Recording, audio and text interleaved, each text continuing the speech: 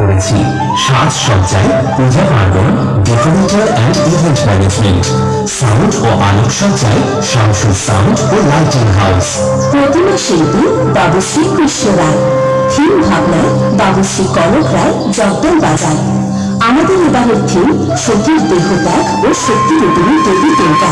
আয়োজনে ও সার্বিক সহযোগিতায় জগদল সার্বজনীন দুর্গাপূজার সকল সদস্যবৃন্দ। ধন্যবাদ।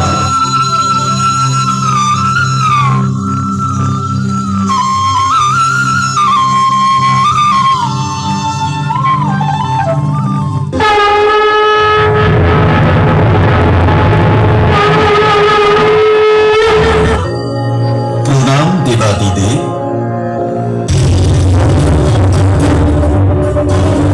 আর বেশি সময় নেই দিন, সতী এখনো প্রস্তুত নয়। যে পরিণাম আমরা পেতে চাই তার জন্য শীঘ্রই কিছু করতে হবে। সতী খুব শীঘ্রই তার সাধনা আরম্ভ করবে।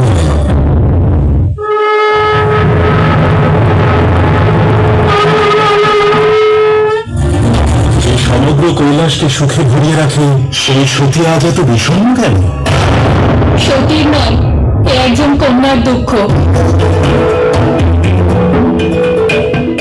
পিতাশ্রী এমন কি করে করতে পারেন দেব?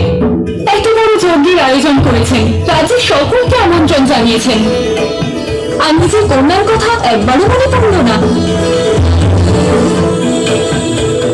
যে বন্ধন ছিন্ন করেছ তার জন্য এত দুঃখ কেন? আমি এই জন্য দুঃখী নই শ্রীনারায়ণ যে আমার পিতা আমাকে উপেক্ষা করেছেন। আমার দুঃখের কারণ হলো শ্রীদেবের এক অন্যতম অংশ আমার স্বামীকে আমন্ত্রণ না জানিয়ে পিতা ওনাকে অপমান করেছেন। আমন্ত্রণ তো তাকে জানানো হয় সত্যি যাকে ব্যক্তি পছন্দ করে।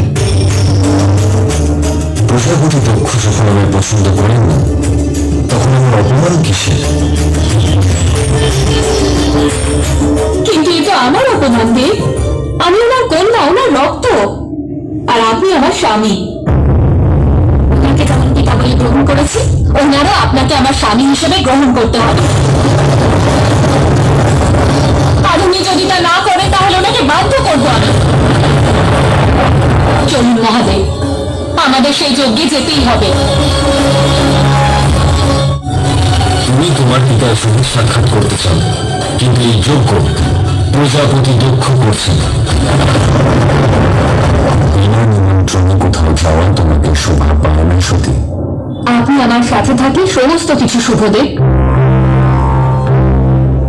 একজন কন্যার তার পিতার গৃহে যাওয়ার জন্য নিমন্ত্রণের কোনো প্রয়োজন নেই।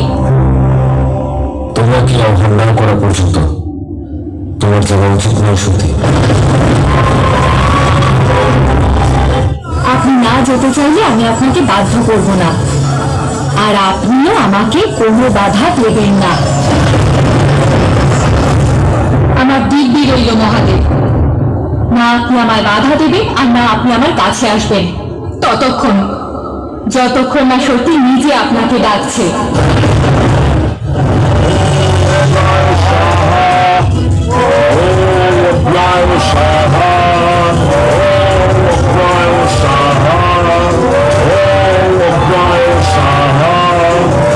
মহর্ষি ভৃগু, অগ্নিদেব এখনো সন্তুষ্ট হননি। অগ্নি এখনো আহুতির পিপাসু হয়ে আছে।